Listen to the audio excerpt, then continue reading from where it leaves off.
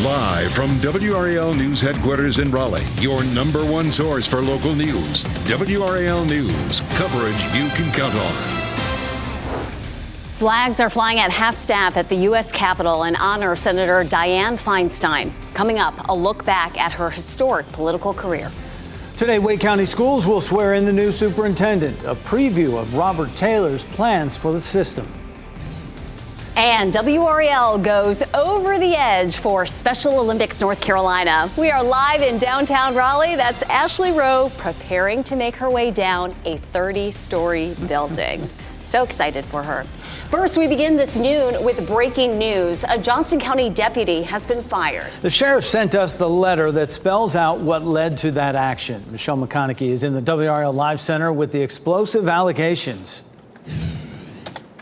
Afternoon that Christopher Adcock was terminated from his job, choosing to fire shots over following a deputy department policy in an attempt to catch a car thief. We have a picture of Christopher Adcock here. The chase and crash happened Monday. Sheriff Steve Bizzell said that Adcock utterly failed to comply with policies.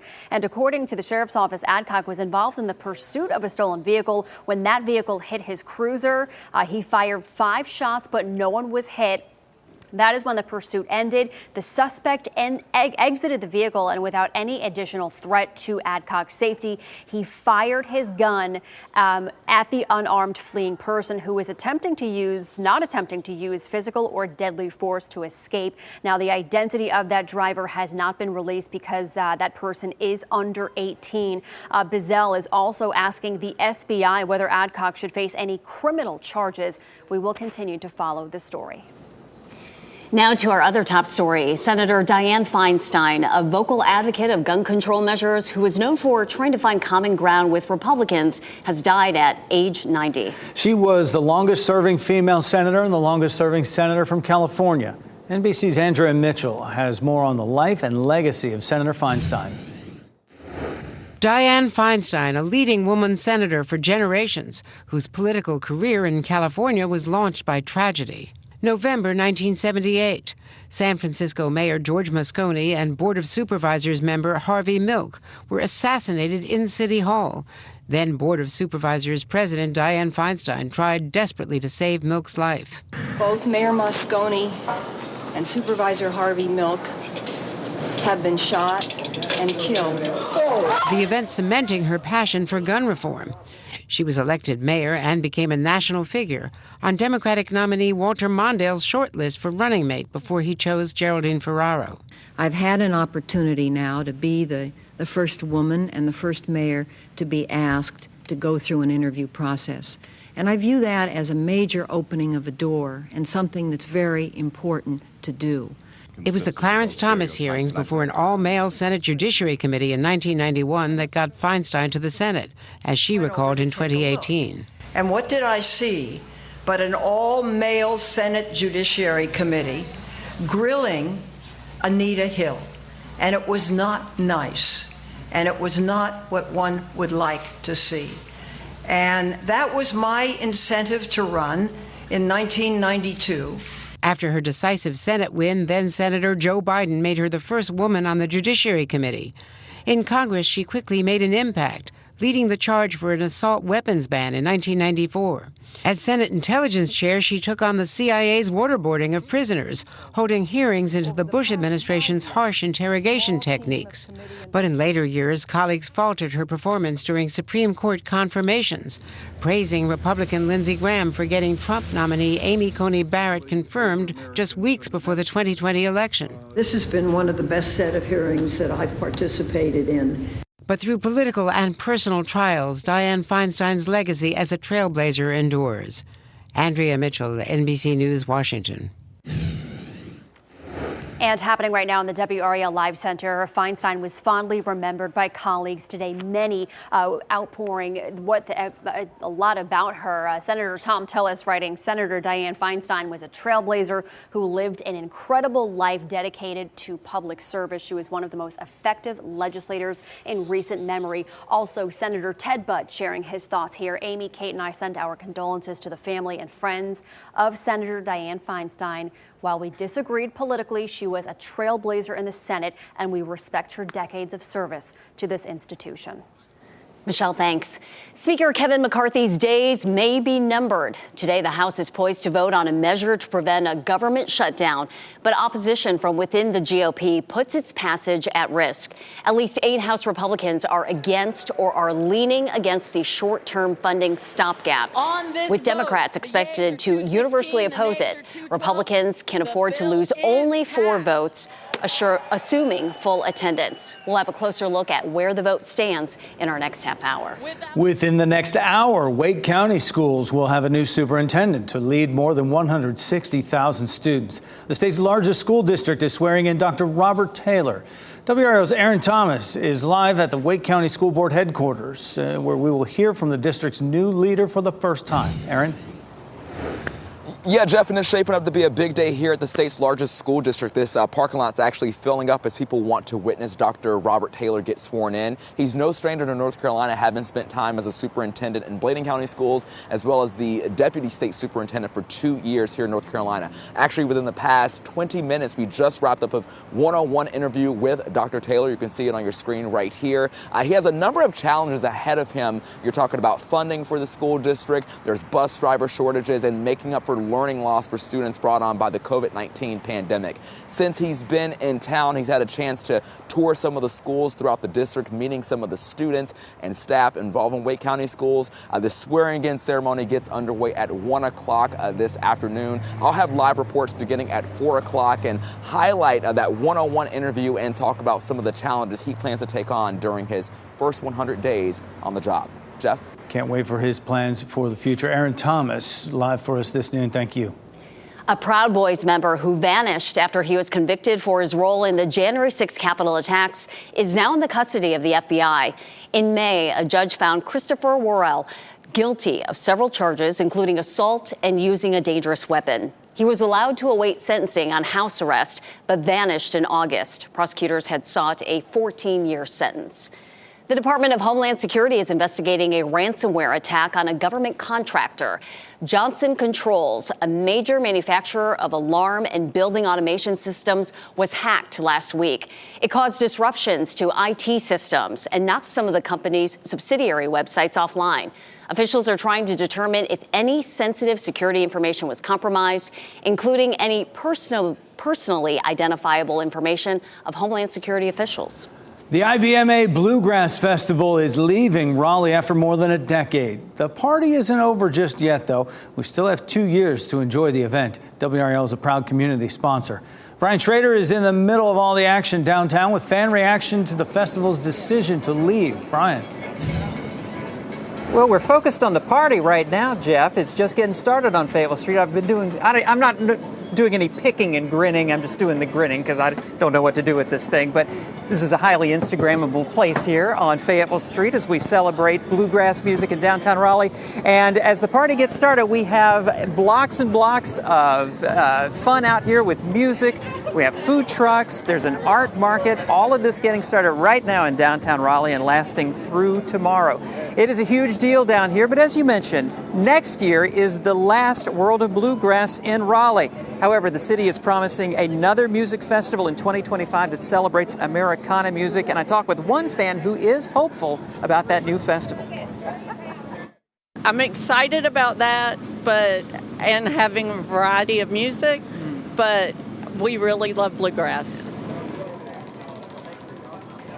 Indeed, and that's been on the mind of a lot of fans out here, is to make sure that bluegrass is a major part of that new festival starting in 2025. But here this weekend, you will have plenty of bluegrass up and down Fayetteville Street from City Plaza all the way out to the Capitol building. Check out our story in the WRAL News app for a list of what's going on out here, all the parking, everything you need to know to come to downtown Raleigh and have a really good time this weekend. Back to you, Jeff. Plenty of skilled musicians down there, Brian, to learn that picking part, but keep on grinning. Thank you. Live from the IBMA Bluegrass Festival. WRAL, as I said, is a proud community sponsor of the festival. Brian will be there until 2 o'clock this afternoon, followed by Keely Arthur, and then Elizabeth Gardner will be down there tonight. Tomorrow, it's Matt Tallhelm, Scott Mason, and Ashley Rowe. Ashley has a busy weekend. Before she takes in the Bluegrass Festival, she's getting ready to rappel down a 30-story building in downtown Raleigh, all for a great cause. Let's check in with Ashley right now, right before she goes over the edge. Ashley, great to see you. What a challenge to take on. Give it to us straight. How are you feeling? What's your mindset?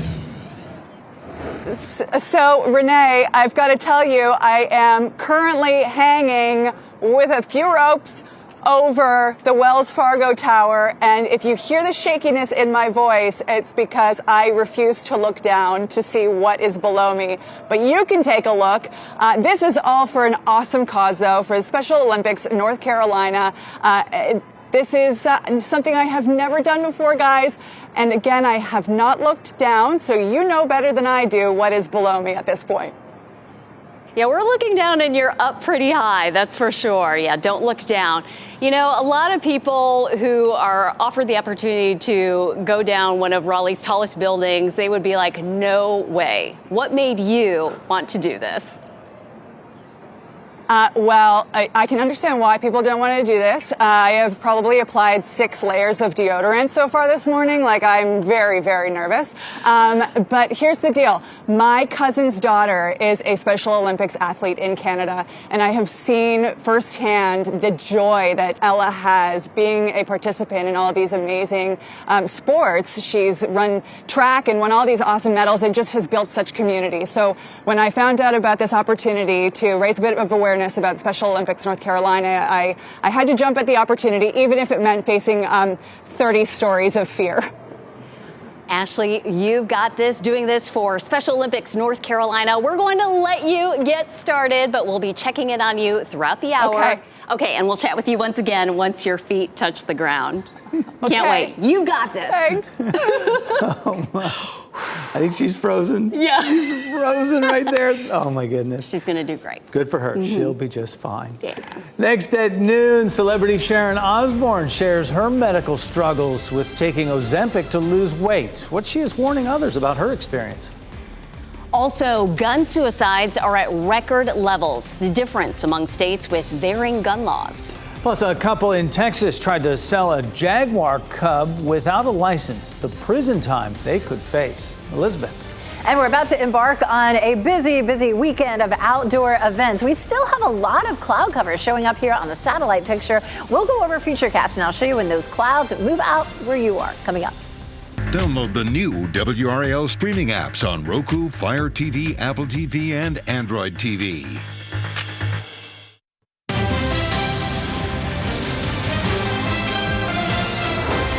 Gun suicide levels are vastly different across the nation depending on their gun laws. A new report from a nonprofit found that states with the weakest gun safety laws, like Mississippi and Arkansas, saw the rate of gun suicides jump almost 40% over the past 2 decades.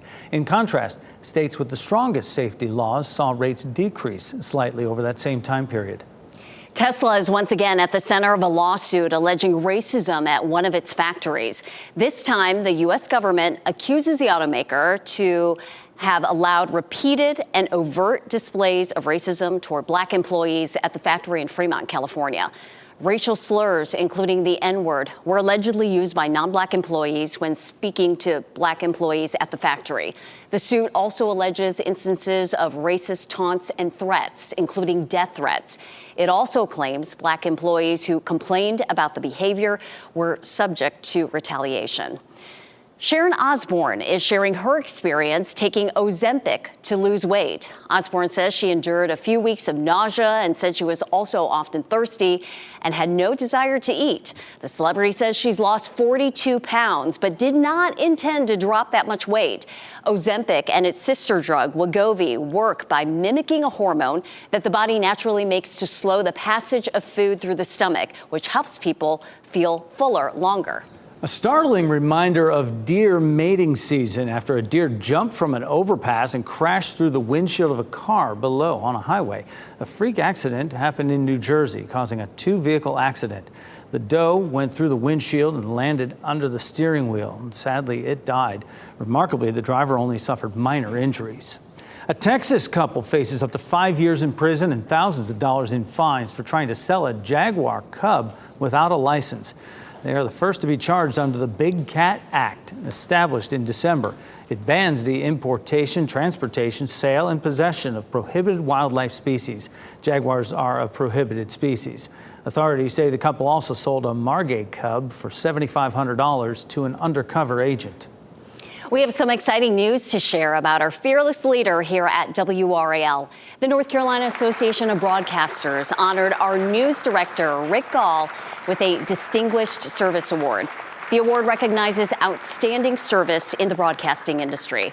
Of course, we couldn't agree more. Rick has been an important part of our station since 1995 and has been serving as our news director since 2005. He led our team through the biggest stories of our time, including the COVID pandemic, where we had to learn new ways of producing daily newscasts. Rick is a public servant at heart and very deserving of this award. I've been afforded the opportunity to be a journalist in the truest sense. In this job, I've been able to lead others on a primary mission of serving the community. What we do really, really does matter.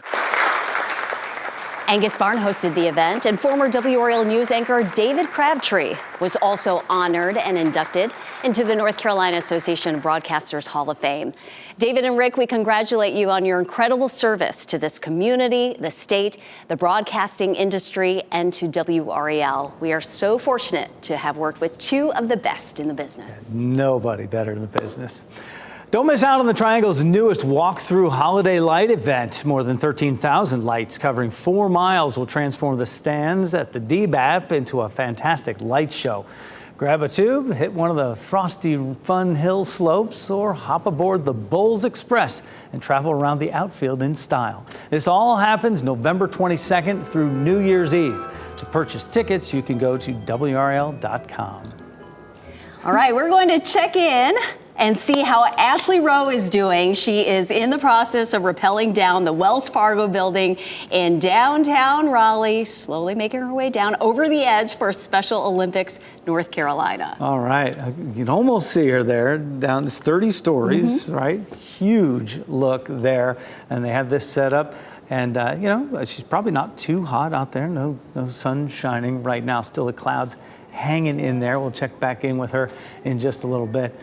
Elizabeth sees her over there. Can you point her out? Clinging to the edge, right? Pull it up over here. I can point her out.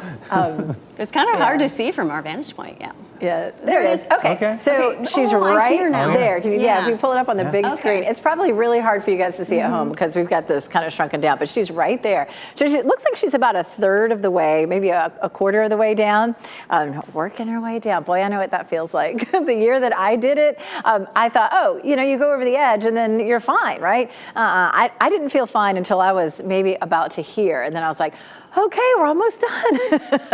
I'll tell you what, it is scary, but for such a great cause. So kudos to Ashley for being out there. Just down the street, this is Fayetteville Street, just down a couple of blocks from where she is right now. You can see Fayetteville Street has all the tents set up for IBMA Bluegrass Live. It's a little breezy out there. You can see the trees here on Fayetteville Street moving around. People in and out, certainly, but you can tell that it is still gray out there. We are looking at cloudy skies and 68 degrees. We are likely to see some sunshine, but the computer models have pushed that back a little bit more. It may be closer to 4 or 5 o'clock before we see a whole lot of sunshine in downtown Raleigh.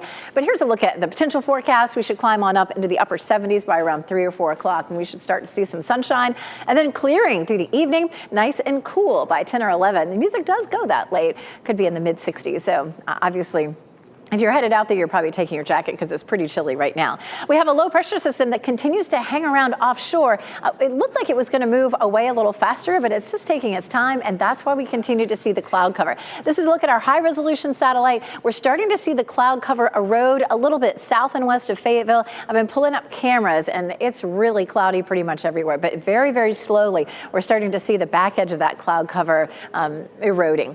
Our temperatures right now, 63 in Roxborough, 70 in Fayetteville, where we're seeing a bit more sunshine, and we're in the upper 60s pretty much elsewhere. A little breezy out there, too. Winds 5 to 10 miles per hour, still coming out of the north. Looking at 78 in Raleigh, 77 Durham, and 80 degrees for the high temperature in Fayetteville. And we'll watch that cloud cover continue to erode as we head through the afternoon. At 2 o'clock, we should start to see a little bit of sunshine around, say, Siler City and Southern Pines. By 4 to 5 o'clock, we should see it in the Triangle area. And then it may be 7 or 8 o'clock before we start to clear in our eastern counties, and that's about sunset. 79 is our normal high. We have some beautiful weather in our forecast. Saturday and Sunday should be brighter. However, we may start off with a little bit of cloud cover in the morning. We'll see some sunshine in the afternoons. Football Friday looks good. By the time games start, most of the clouds should be out. Our temperatures will be really in the mid-70s. A number of schools have homecomings for tonight, and the weather looks fantastic for that. Temperatures will be dropping into the upper 60s. And looking ahead to Sunday, the Vikings play in Charlotte. They play the Panthers starting at 1 o'clock. If you're going to be there for the game, temperatures around lunchtime in the mid-70s. At game time, 76, and then climbing into the upper 70s during the afternoon. Looking lovely with lots and lots of sunshine. We'll continue to have sunshine around here, too. Mostly sunny skies after a little cloud cover Saturday and Sunday morning. And then, of course, looking at lovely conditions for the remainder of the week. We have a couple of systems in the tropics that are hanging around. I'll show you where those are headed coming up. Thanks, Elizabeth. A New York businessman gambled on a new project in Las Vegas, and now he hopes it pays off. We're getting a look inside the Sphere. Welcome back. We give you another look at the Wells Fargo building there on the left, and on the right, that is Ashley Rowe making her way down in honor of Special Olympics. She has gone over the edge, and she's down, I don't know, that looks like about 15 of the 30 floors to get back down on the ground safely. What a great cause for Special Olympics North Carolina. Almost there, Ashley. It's the glittering new addition to the Las Vegas skyline. You've probably seen what it looks like from the outside. But NBC's Gotti Schwartz takes us inside the Sphere ahead of the grand opening. Right off the Vegas Strip is the future of entertainment in a way only science fiction could predict. Some calling it eye-catching. To others, it's out of this world. And when words fail, there's always an emoji. But this 366-foot shimmering exosphere is just the beginning, because what's inside there is even more mind-blowing. What is your name? My name's Gotti. And I'm Jim. Gotti We've met Jim. Welcome to Sphere. Just beyond 5 Aura robots is a taste of the most baffling sound system in the world. You're isolating each instrument. I'm isolating each instrument into a beam. All of this starting with a simple sketch from Jim Dolan, owner of some of the most storied venues on Earth, who decided to reimagine entertainment with a $2.3 billion gamble in the desert. What was your reaction when you saw it turn on? Well, I was enchanted too. I mean, it was awesome. We designed it, we visualized it, and it's so big.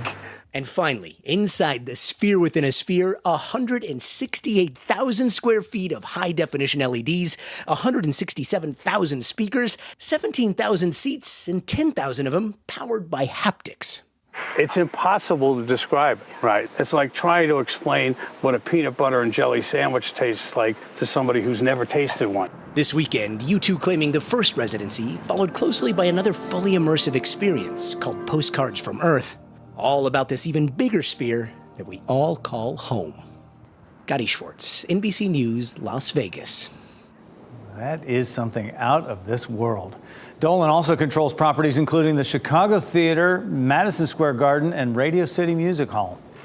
Coming up on our evening news, a popular Mexican food paradise in Sanford involves a family tradition. Out of all her siblings, my mom's the one that has, that one particular taste that's just like my grandmother's. I just so happen to have it as well. Find out how this restaurant is attracting not only local customers, but from people from all across the country tonight at 5:30.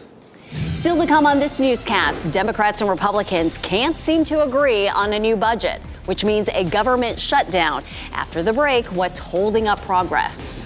Plus, we're just days away from the start of Breast Cancer Awareness Month. And coming up, we'll talk live with the head of a local nonprofit about her efforts to help people get tested. Also, here's a look at your NC Education winning lottery numbers.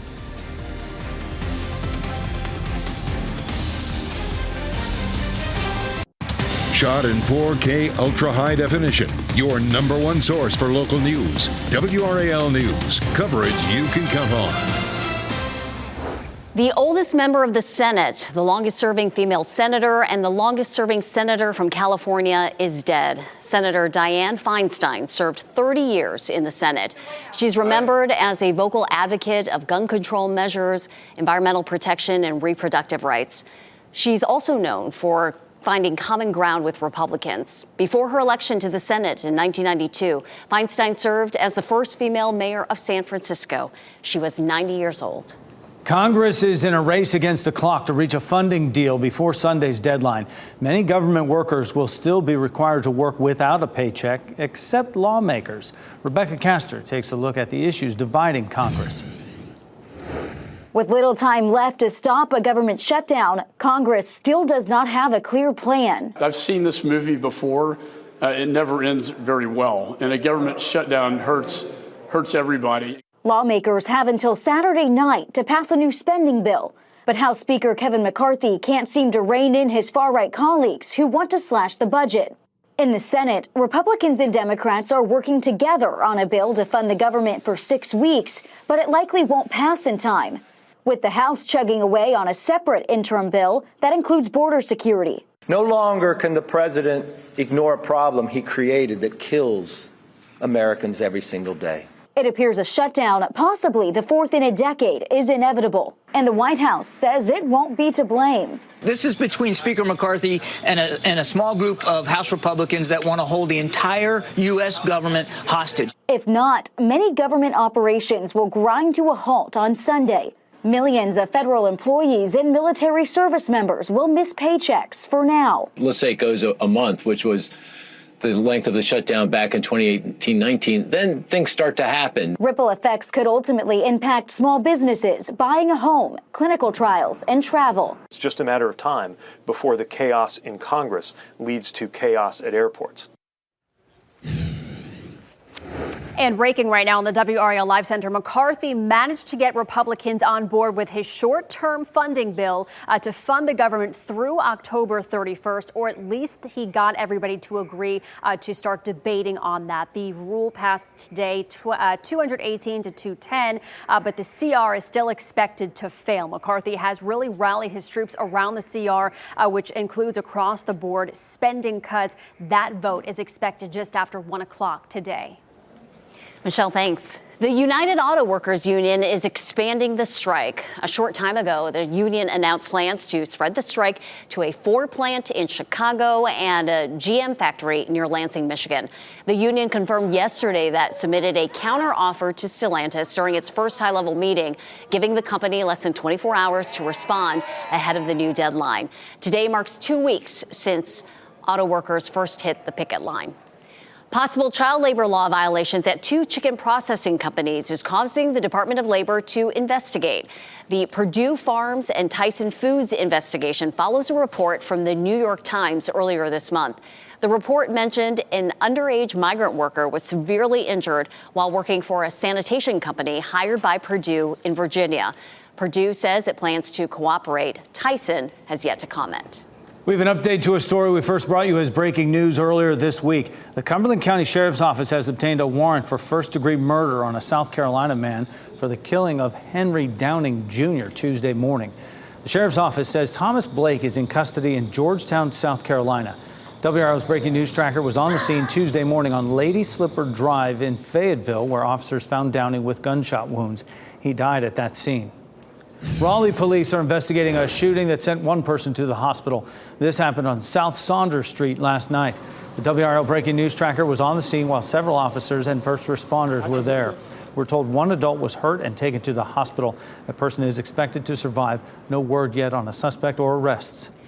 Sunday marks the start of Breast Cancer Awareness Month, a time to educate women and men about the importance of having annual breast exams. Joining us to talk about her mission to serve the community and a special opportunity is Terry Spicer. She's the founder and CEO of the SISI, which stands for Sisters Inspiring Sisters Incorporated.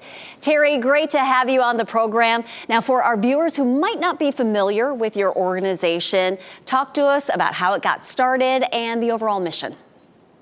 Hello, Renee. Thank you so much for having me. We provide transportation assistance primarily to cancer patients to get to their treatment, radiation, chemotherapy, because transportation should not be a hindrance. And the Sissy was really started because my best friend, I drove her the last year of her life. She had breast cancer. So it is near and dear to the work, our mission, our goals, because women really truly have to get their mammograms, and we need to break up all of the disparities, Renee. Yes. Well, and Terry, you've been serving the community for 10 years through the Sissy. What keeps you going? Knowing that we give a lift. People call us and they send the nicest messages saying that what we provide to them really truly helps them to have hope. Because again, cancer is hard. The expenses are hard. And if we can help them at least get there, it gives them the opportunity to get in front of these medical doctors to help give them opportunities to defeat, to fight. And we just really want to continue to be a partner in their journey to get them there because we believe in them and we want to help them. And that was what my experience with Gwen Bishop, my best friend, was to start this organization. And you give those women who are going through breast cancer a lift, literally and figuratively. You recently launched the Lift Your Pearls and Check Your Girls campaign. How'd you come up with that name? You know, everything about me is pearls. And so, I don't know, it just came. I was really tickled saying, you know, we talk about lift. And I said, lift your pearls. And it stuck. And since we launched this in October of 2021, over 500 women across the country have gotten their annual mammograms. We're really excited about that. And let's let folks know about the October 30th event where you're going to host a mobile mammography event. Yes, we've partnered with UNC Rex Mammography. They will have their mobile unit there on site at the Sissy's headquarters located at 4801 Glenwood Avenue. There is a pre-registration process. And so we want them, they'll be there from 9 to 3 that day. It will be inside the mobile unit. I've had that done, and it's really a neat way, and it's confidential, it is private. So we really want to help women get the screening that could help prevent breast cancer or give them a wonderful opportunity to help fight it. So that is our mission. Yes. So important. Ladies, mark your calendar for October 30th. Terry, I understand you've also been nominated for a prestigious award for organizations that serve cancer patients. That's awesome. Keep up the great work. Thank you so much, Terry. Thank you. Thank you. College game day is coming to Durham to give Duke football some national attention. We'll tell you how the university is getting ready for its close-up. And we take you back out to Ashley Rowe making her way down the Wells Fargo building, raising money for Special Olympics North Carolina. And yes, the shock and fear, and she's made it. Yes. Congratulations. We have a touchdown of a different sort right here. That is great. Thumbs up, Ashley. Great job. Congratulations. Talk to her in just a minute.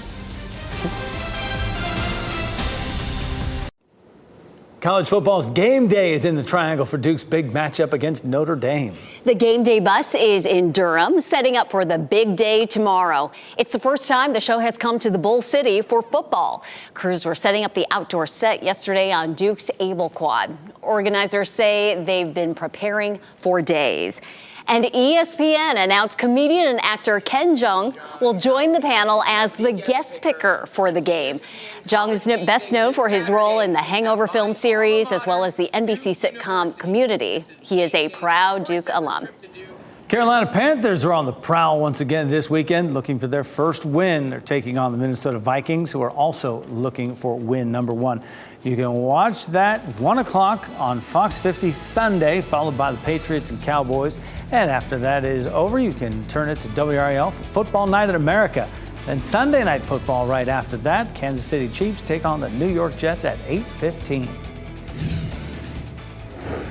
happening right now in the WRAL Live Center. We're following some huge breaking news out of Las Vegas. Las Vegas police say they have arrested a man in the deadly 1996 drive-by shooting of Tupac Shakur. The case has frustrated investigators and fascinated the public ever since the hip-hop icon was gunned down 27 years ago on the Las Vegas Strip. Dwayne Keffy D. Davis was arrested earlier this morning, although the exact charge or charges were not immediately clear. This is breaking news. We'll have more at 4 o'clock. Scientists may have found a way to make ice cream using recycled plastic. We'll explain how the process works. And Ashley did it. She just finished rappelling down a 30-story building. The edge. And we'll be talking with her in just a moment. We'll be right back. Welcome back this afternoon. What a new newscast this is. Ashley Rowe has conquered the Wells Fargo building. Ashley, have you ever been happier to have both feet on the ground? No, I am so happy to have both feet on the ground, but that was a really cool experience. I don't know actually how long that took me. It felt like 2 hours, but it may have only been about 15 minutes. But what a neat experience it was. And Elizabeth, I know you've done it too. Probably like the coolest thing was seeing my reflection. At first, it was terrifying seeing my reflection in the whole city skyline behind me. But then as I got a bit more comfortable, then I was thinking, wow, what a neat experience to be able to see my reflection and the city behind me as I'm coming down this tower. When I did it a few years ago, I had one of the people who was running it.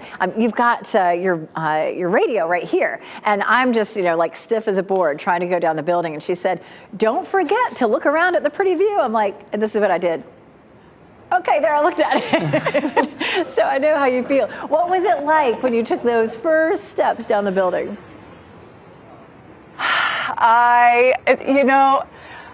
I was pretty nervous, but I had such a great team with me who were all saying, like, we got you. Look at all of these ropes. Everything is very, very safe. So all of that assurance made me feel like it was pretty neat. But when they said, okay, now you've got to push off, you got to stretch your legs out and push off. And I was like, my legs won't move. I don't know how to do that. It took me a little bit. Anybody working today inside the building? Did you say hi to anybody? That was the thing. I was hoping to see people to be able to wave, but I was maybe I don't know. This is just tells you about who I am. But all I could see was myself and the reflection behind me with the city skyline. I was dialed in. But guys, this is what more than 100 people are going to get to do tomorrow. And now that I've got 2 feet on the ground, I get to get a medal. Look at this. I even get to stand up on the podium. Look at this. You did. This is very exciting. Very thrilling to be a part of this. Thank you so much. So I will leave you with this. How about that, guys? I love it. Well deserved. For Special Olympics North Carolina. Over the edge. Elizabeth, that's the toughest part, right? The first few steps. Oh, absolutely. Going over the edge. Great job, Ashley. We're so proud of you. And it's for such a good cause. It's such a fun thing. And so I know she'll be able to relax a little bit now. We take a look outside. We still have a lot of cloud cover across the viewing area. This is a live look at Pinehurst here at the Pinehurst Resort and Country Club. And, we usually have a wide view. And I just realized that they have all these croquet courts. So folks out there dressed in white enjoying a little croquet this afternoon. That's one of the first places where we'll likely see some sunshine. And Futurecast is showing the sunshine breaking out in Southern Pines, Pinehurst by about 2 o'clock. Same thing across parts of Chatham County and maybe around Roxborough. It looks like, by 4 o'clock or so, we should see some sunshine around Durham and Raleigh, but it may be 5 or 6 o'clock before we see that around Rocky Mount and Goldsboro. It's just moving very slowly out there. Lots of events happening over the weekend. Of course, as Ashley said, a lot of folks are going to be rappelling tomorrow down the Wells Fargo building. If you're headed to the Louisville versus NC State game tonight, good tailgating weather. Temperatures will be in the upper 70s around 5 o'clock. Game time, mid 70s, and then, of course, toward the end of the game, looking at mid 60s. Huge day tomorrow. At Duke, Notre Dame plays. It's college game day with ESPN. They're going to be looking at thousands of people out there for game day, which starts at 9 a.m. They broadcast that on ESPN. Temperatures will be in the mid 60s at that point, and then it'll be a really pleasant day. We may start with some cloud cover, and then we'll see some sunshine breaking out. 7:30 temperatures around 70, and at 10 o'clock 66. So that's a lot going on there. Track in the tropics, we have our 2 systems, Philippe and Rena. Rena has winds at 45 miles per hour. hour. It's going to move very slowly, then swing northward and dissipate by early next week. We take a look at Philippe, also winds at 45 miles per hour. It moves very slowly, finally swings around, but it's likely to intensify. It's possible that it will be close to hurricane strength, and that is new today. But watch where it's headed. It is likely to move northward around the same path that Rena takes and then move off to the north and east and away from land. Beach forecast tomorrow. We started to see the high temperatures dropping a little bit. Highs will be in the mid 70s for tomorrow and Sunday, but we'll see a good bit of sunshine at the coast. It should be a beautiful weekend at the beaches. Mountain forecast for tomorrow, a range. We'll see temperatures close to 80 perhaps in Asheville, but in the mid 60s up at Grandfather Mountain, and a little bit cooler on Sunday, close to 80 in Asheville, and of course some 60s in some of the higher elevations. And some of those highest elevations are beginning to see some hints of color. So Grandfather Mountain, Mount Mitchell, you'd see a little splattering of color already, but anytime in the month of October, you're going to find some color in the mountains. For our weekend, 79 Saturday, 80 on Sunday. It looks beautiful, and we continue with pretty weather into next week. It could be the first of its kind, ice cream made from plastic. We have the tools today to rethink the food system we're living in. How the sweet tree could revolutionize food production and consumption.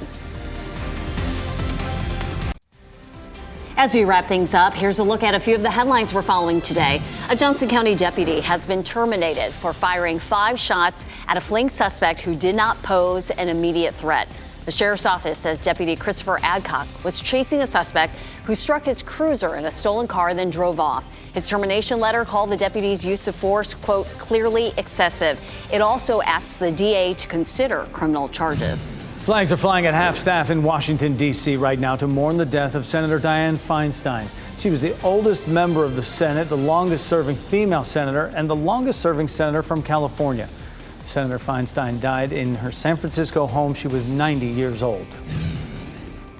And within the next hour, Wake County Schools will have a new superintendent. Robert Taylor served as deputy superintendent at the State Department of Public Instruction and spent 10 years leading Bladen County schools. The swearing-in ceremony begins at 1 o'clock. Watch it live on WRAL.com.